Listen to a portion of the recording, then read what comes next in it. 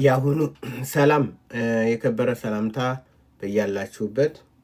ይሄ አሁን የማካፍላችሁ እጥር ያለ ትምህርት ነው። ነገር ግን በጣም ጠቃሚ ትምህርት ነው። የሳኦል ችግሮች ምዕራፍ ቁጥር 5 ደርሰናል። ይሄ 6ኛው ነው። ነገር ግን እንደ ትንሽ ነገር ልናየው አይገባም። ዋናው አንኳሩ ትልቁ ነገር ይሄ ነው። ምን ማድረግ አለብን? አንድ ክርስቲያን በህይወቱ ሲኖር አሁን ከሳኦል ተምሮ ምንድነው ማድረግ የሚገባው የሚለውን ነው። ቅድም ትዝ ይላችሁ እንደሆነ በክፍል 4 ላይ ሳኦልም በእስራኤል ላይ 2 ዓመት ከነገሰ በኋላ ሚል እንደዚህ አይነት እንትን እናገኛለን። ለምንድን ነው ይህን ያስቀመጠው እግዚአብሔር? ለምንድን ነው? ምን ሊያስተምረን ፈልጎ ነው 2 ዓመት ከነገሰ በኋላ ብሎ በዚህ ምዕራፍ ላይ ያስቀመጠው? እግዚአብሔር ምን ሊያስተምረን ነው? ለምንድን ነው? እኛ ከዚህ ተምረን ምንድን ነው በህይወታችን የምናመጣው ለውጥ? ምን ለውጥ ማድረግ ይኖርብናል? ወደ እግዚአብሔር እንድንጠጋ ያደርገናል ወይስ እንዴት ነው? ብዙ ጥያቄዎችን ልንጠይቅ እንችላለን። እግዚአብሔርስ እንዴት አድርጎ ነው እንደዚህ ዲዛይን ያደረገው? አጻጻፉን፣ አገላለጹን። ሳኦልም በእስራኤል ላይ 2 ዓመት ከነገሰ በኋላ በቃ ምን ሆነ? ዘጋው። እዛ ላይ ዝም አለ። ሳኦል 3000 እዛ በኋላ ልክ ምን ያህል ሰራዊት እንደሰበሰበ ነው። ግን ሳኦልም በእስራኤል ላይ 2 ዓመት ከነገሰ በኋላ የዚህ ምስጢሩ ምንድን ነው? ምን ለማለት ፈልጎ ነው ለሚለው በእንትኑ መጨረሻ ላይ በምዕራፉ መጨረሻ ላይ እናገኛለን። ሁለተኛ ክፍል ወደ ቤተ ሄሮን ፍልስጤማውያንም ዕብራውያንን ሰይፍና ጦር እንዳይሰሩ ብለው ነበረና በእስራኤል ምድር ሁሉ ብረት ሰሪ አልተገኘም። ፍልስጤማውያን ይላል። በጣም አስቂኝ ነው። በጣም ይገርማል። ፍልስጤማውያንም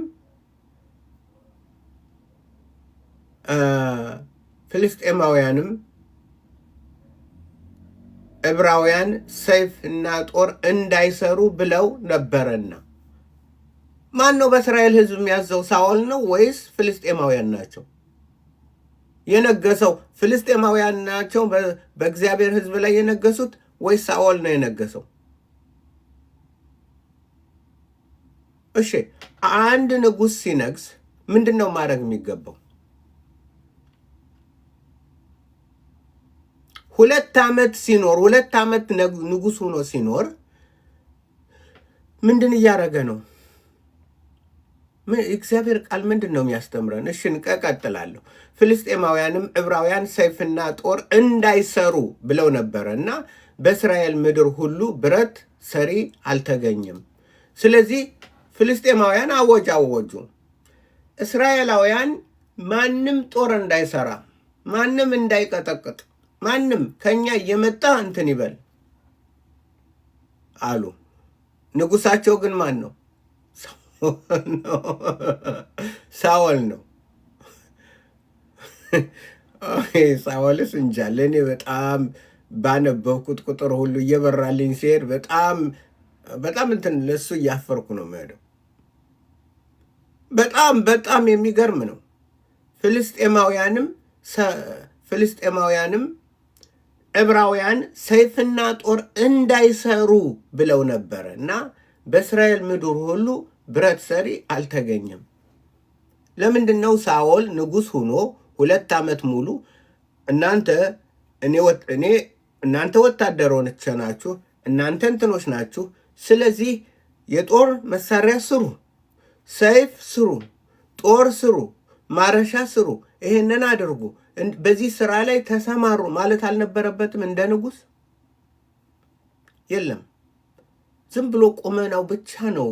በቃ ልክ እንደ ቁም ሳጥን ያማረ ቁም ሳጥን የሚመስል በእስራኤል ላይ የነገሰው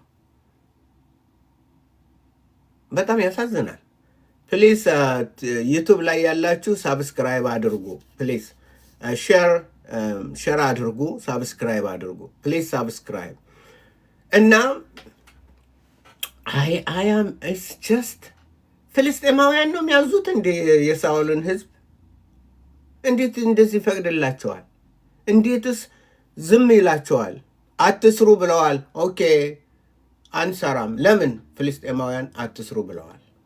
ጠላቶቻችን አትስሩ ስላሉን የጦር መሳሪያ አንሰራም፣ የምንዋጋበት አንሰራም።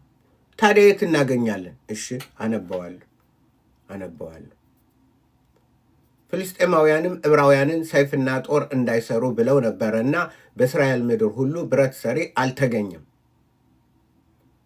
እስራኤልም ሁሉ ማረሻውን ጫፍና ማጭዱን መጥረቢያውንም መቆፈሪያውንም ይስል ዘንድ ወደ ፍልስጤማውያን ይወርድ ነበር። ምስኪን ህዝብ፣ ምስኪን የእስራኤል ህዝብ ንጉሥ እያለ አንደኛ ንጉሥ እንፈልጋለን አሉ። እግዚአብሔር ንጉሳችሁ ነው ምንም ቢላቸው ኖ እግዚአብሔርን ንጉሥ እንዲሆን አንፈልግም፣ እኛ ንጉሥ እንፈልጋለን። እሺ 2 ዓመት ነገሰ። ምን አረገላቸው? ምን አደረገላቸው? ዋት ዲድ ሂ ዱ? ምንድነው ያደረገው? ስሙኝ ወገኖች፣ ምንም። አሳልፎ ሰጣቸው ለጠላት ሄደው እንዲንበረከኩ አደረጋቸው። እንደ ጦር መሪ መጀመሪያ የጦር እንትኖችን አዛዦችን፣ የጦር መሪዎችን፣ የጦር በየደረጃው በየእርከኑ በየእንትኑ አድርጎ ከዛ ያስታጥቃል። እንዴት ታዲያ ይህን ሁሉ ሰራዊት መርምሎ ምን አስታጠቀው? ምንም። ተመርምረሃል አንተ እንደዚህ አሉት ይላል። ብዙ ሰራዊት አሉ፣ ግን መሳሪያ የላቸውም። መሳሪያ የለኝም፣ ዝም ብላችሁ ሰራዊቱ ናችሁ ተሰለፉ። ዛሬ ይሄ ነው ጴንጤ ያለው እዚህ ላይ ነው። ያለ መሳሪያ የሚኖር ነው። ዘፈኑም ከዓለም ነው የሚመጣው። ብዙ ነገር ከዓለም ነው የሚመጣው። የጴንጤ አሁን ያለው ከራሱ የመነጨ ሰማያዊ የሆነ ከምናምን ሳይሆን ከራሱ የሆነ ሳይሆን ከምድር ነው እንትን የሚለው። ከዚህ ከዓለም ነው የሚለቃቅመው። መዝሙሩን፣ ግጥሙን ሁሉ የሚለቃቅመው ከዓለም ነው። እኔ ድሮ ልጅ እያለሁ በጌታ በዓለም እያለሁ ማለት ነው በኦርቶዶክስ በነበርኩ ጊዜ በጣም ዘፈን እንወዳለን። ኤፍሬም ታምሩ፣ ጥላሁን ገሰሰ፣ እነዚህ በቃ ዘፈን እና በአንድ ወቅት ላይ ጥላሁን ገሰሰ ተጠየቀ። ያው እሱ ዋና አይደለ እንደ ጥላሁን ገሰሰ የነበረ በዛን ዘመን ከወሎ እነ ማሪቱ እነ ምናምን በቃ ብዙ ተጠየቀ እና ዘፈን ትሰማለህ ወይ? የሚማርክ ዘፈን አለ ወይ? አንተ እንግዲህ የዘፋኞች ቁንጮ ነህ፣ ግን ዘፈን አለ ወይ? አሁን ለምሳሌ የሱዳን ዘፋኝ የታወቀ የምናውቀው ነበር ብቻ እና ጠጠት ሲጠየቅ አዎ የሚማርከኝ አለ። ማን ነው ምናምን ሲሉት ደረጀ ከበደ። እኛ ምንም እናውቀው ነገር የለም። ደረጀ ከበደ እንዴ? ጥላሁን ገሰሰ ምንድን ነው የሚለው? ደረጀ ከበደ ከየት ነው? ትንሽ እያለው ነው ደረጀ ከበደ የት ነው ምናምን ሲል ከዛ ስንሰማ ዘማሪ ነው እንዴ? ጴንጤ ነው እንዴ? አዎ። እንዴት ጥላሁን ጴንጤውን ይሰማ እንዴ? እና ግራ ተጋባል። እና ምንድን ነው ይህን ያመጣሁት? ዘማሪዎች ዓለምን ይማርኩ ነበር። የድሮ ዘማሪዎች በዓለም ያለውንን ወደ ውስጣ፣ ምክንያቱም ዓለም ባዶ ስለሆነ እንትን ይሉ ነበር፣ ይማርኩ ነበር። በዓለም ላይ በቃ ያለውን በዓለም ውስጥ ያለውን ዝም ብሎ ባያ ምንም እየሰማ ደስ ይሰኛል። ብዙ ሙስሊም ማውቀው አለ፣ ብዙ መዝሙር የሚሰሙ ደስ የሚላቸው ግን በዛው እንትን ይላሉ። መዝሙር ሲሰሙ ብዙዎች አሉ፣ ብዙ ሰው እና ለምን መዝሙር እንትን ስላለው ተስፋ ስለሚሰጥ ምን ስለሚሰጥ በተለይም በመንፈስ የሆነው በመንፈስ ቅዱስ እንትን ያለው በጣም ያሻገረኝ በድል ያወጣኝ ተራራውን ድልድይ ከፍሎ ያሻፈኝ የረዳኝ እግዚአብሔር ነው ሲል ያ ይህም ማነውም ሁሉ ሰው ያለፈበት አለ። ሙስሊም ይሁን ካቶሊክ ይሁን ኦርቶዶክስ ይሁን ምን ይሁን ይህን ሲሰማው ያለፈበትን ሁሉ እንትን ይላል። ምንም ቢሆን ቄስ ይሁን ምን ይሁን፣ ምክንያቱም ያለፈበትን ያስባል አይደል እንዴ? ተጽዕኖ ስለሚያደርግበት ዋው ይሄ ልክ ነው እኮ እኔም እኮ እንዴት አይነት መዝሙር ናት እቺ፣ ነፍስ የምትገባ ናት። ልክ ነው ያሻገረን ያን ሁሉ በዚህ ዓመት ኑር ታምሜ በዛ ዓመት እንትን ብዬ በዛ ዓመት ይደርሶብኝ በዚህ ዓመት ከሞት አፋፍ ወጥቼ በዚህ ዋው ይህ መዝሙርማ የኔን ታሪክ ነት ባያምንም እንኳን መዝሙሩን ሰምቶ እንትን ይላል። አያችሁ እና ተጽዕኖ። አሁን ግን ሸቀጣ ሸቀጥ ተገልብጦ የዓለም እንትን ወደዚህ ይመጣ። ያ እንደዚህ አሁን ያለንበት ለምን የራሱ መሳሪያ የለውም። በእስራኤል ዘመን ሳኦል እንደዚህ ነው ያደረጋቸው። ስለዚህ ያለ እስራኤልም ሁሉ ይላል መጽሐፍ ቅዱስ እኮ ይገርመኝ። እስራኤልም ሁሉ ንጉሱ መዛው ነው የሚያስመጣው ማለት እኮ ነው። ከጠላት ከፍልስጤም ነው ብረቴን ቀጥቅጥልኝ፣ ሂድና ለጠላቴ ብረቴን ቀጥቅጥልኝ፣ ይህንን ጦሬን ሳልልኝ ልገጥም ነው። አይ ሳኦልማ ጥሩ መማሪያ ነው። እስራኤልም ሁሉ ማረሻና ማጫፍና ማጭዱን መጥረቢያውንና መቆፈሪያውን ይስል ዘንድ ወደ ፍልስጤማውያን ዘንድ ይወርድ ነበር። ለማረሻ ጫፍና ለመቆፈሪያም ዋጋው የሽቅል ከሶስት እጅ ዋው እጅ ሁለቱ እጅ ነበር። መጥረቢያውንም ለማሳል መውጊያውንም ለማበጀት ዋጋ የሽቅል ከሶስት እጅ አንዱ እጅ ነበረ። እና ይህን ያህል እየከፈሉ በጣም በገንዘባቸው አራቆቷቸው፣ በሁሉ ነገር አራቆቷቸው። ቀጥቅጦ ራሱ አንዱ እስራኤል የሚሰራው መርጦ ሳኦል 20 ሰው ቀጥቃጭና እንትን ይሆናል፣ መሳሪያ አዘጋጅ ይሆናል። ይህን እናረጋለን። ለዚህ ነው እግዚአብሔር እዛ ላይ ሳኦልም በእስራኤል ላይ 2 ዓመት ከነገሰ በኋላ 2 ዓመት ምን አረገ? ይህንን የጻፈው ለምን እንደሆነ ታውቃላችሁ? ምንም እንዳላረገ ተመልከቱት። ይህን ያህል ጊዜ ተሰጥቶት ምንም አላረገ። ስለዚህ ለዛ ነው እግዚአብሔር እዛ ላይ ያስቀመጠው። እኔ ሳጠና ነው እንግዲህ የተረዳሁት። ሌላ ሰው ሌላ መረዳት ይኖረዋል። እኔ ግን ጌታ በቃ ሳጠና በቃ በልቤ ውስጥ እንትን የፈሰሰው ይሄ ነው። ይህን ያህል ለምን መጀመሪያ ጠየቅኩኝ። ለምን ሳኦል በ2 ዓመት ነገሰ ይላል? ለምን ምን ለማለት ነው? 2 ዓመት ሙሉ ምንም አላረግም። ምንም ህዝቦቹ እዛ እንትን እየሄዱ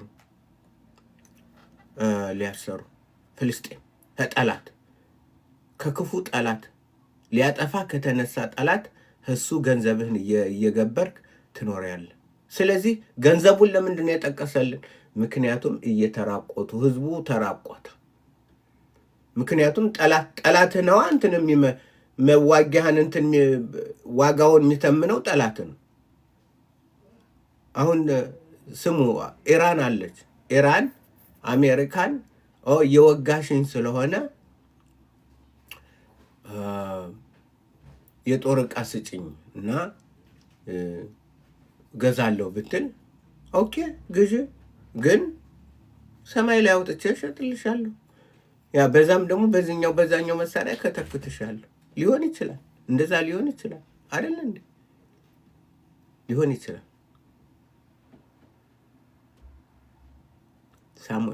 ተመልከቱት። ሳኦል እንደዚህ አይነት ነው። ህዝቡንም እንትን የማይል የእኛ መሪዎቻችንም እንደዚህ ናቸው። ትዝ ይለኛል የነቢያት ትምህርት ቤት ብለው የጀመሩት እነዚህ ናቸው። ቄስ ምናምን የሚባሉ እንደዛ ናቸው። የነቢያት ትምህርት ቤት ምን ሊያደርግ ነው ትምህርት ቤት የሚገባው? መጽሐፍ ቅዱስን አያጠናም። የነቢያት ትምህርት ቤት ገደሉን። ይህን ሁሉ ያመጡት እነሱ ናቸው። የነቢያት ትምህርት ቤት የሚባል የለም። የጠንቋዮች ትምህርት ቤት ነው። የእግዚአብሔር ቃል ነው የነቢያት ትምህርት ቤት። እውነተኛ ሰዎች ትምህርት ቤት ይኸው እግዚአብሔር ቃል ነው። ስለዚህ ትልቅ ቢመስሉ ሽማግሌዎችም አይ ዶንት ኬር እንትን አለ። በጣም ያሳዝኑኛል። ለዚህ አሳልፈው የሰጡን። ስለዚህ በጣም ያሳዝናል። እሺ ለማረሻና ለመቆፈሪያ ዋጋም ሽቅል ከ3 እጅ 2 እጁ 75% ነው እንትን የሚሉት ከ3 2 ከ3 እጅ ማለት 75% ማለት ነው። በጣም ውድ ማለት ነው። መጥረቢያውን ለማሳል ለማበጅ ስለዚህም በሰልፍ ቀን ሰይፍና ጦር ከሳኦልና ከዮናታን ጋር ከነበሩ ሕዝብ ሁሉ እንጂ ሌላ አልተገኘም።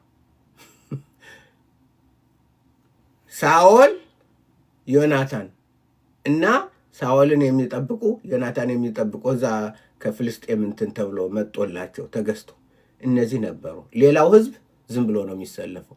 ታዲያ ይህ ሕዝብ ያልፈራ ለምን? ማን ይፍራ? ፈርተው ጥለው ተዱ። ለምን? ጦር አላዘጋጀላቸውም።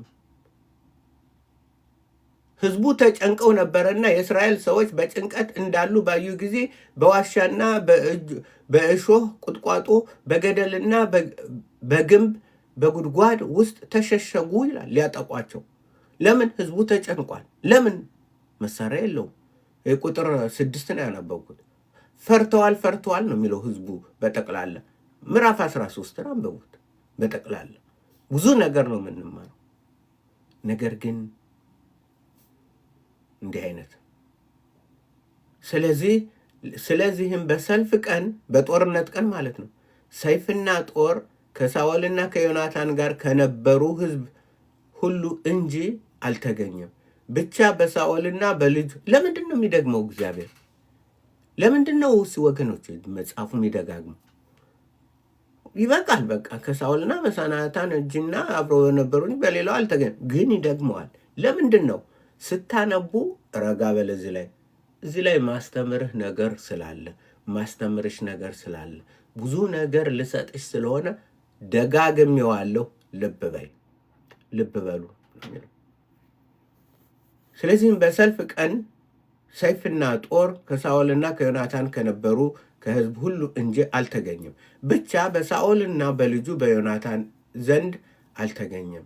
የፍልስጤማውያን ጭፍራ ወደ ማክማሽ መተላለፊያ ወጡ ይላል። ይሄ ነው እኛ አሁን የዕቃ ጦራችን እንድናነሳ እንድንታጠቅ በእግዚአብሔር ታጥቀን በጠላታችን ላይ እንትን እንድንል እግዚአብሔር ይነግረናል። ይሄ ነው የመጨረሻው የምነግራችሁ። ይሄ ነው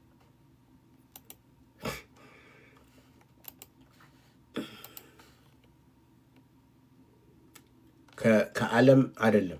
ከዓለም አንበባችሁ አትማሩም። ከማንም ተምራችሁ መጽሐፍ ቅዱሳችሁና መጽሐፍ ቅዱሳችሁ።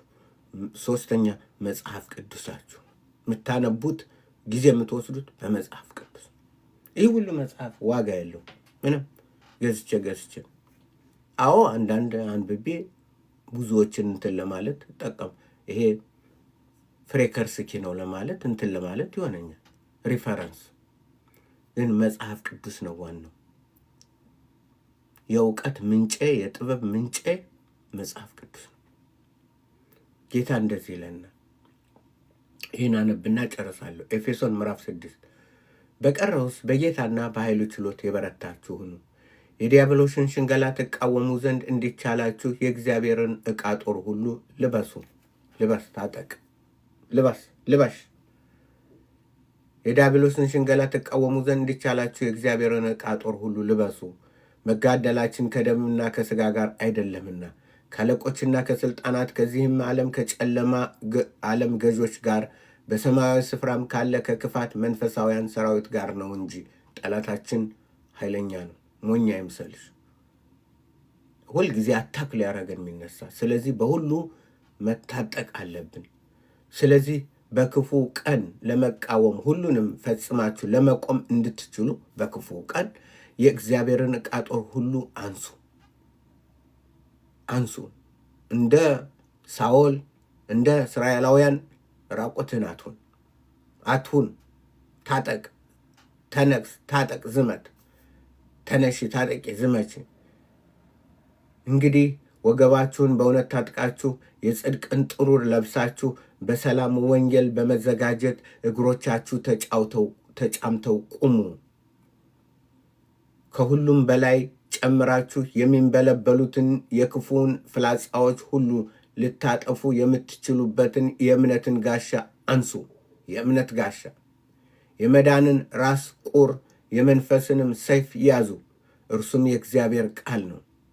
በጸሎትና በልመናም ሁሉ ዘወትር በመንፈስ ጸልዩ።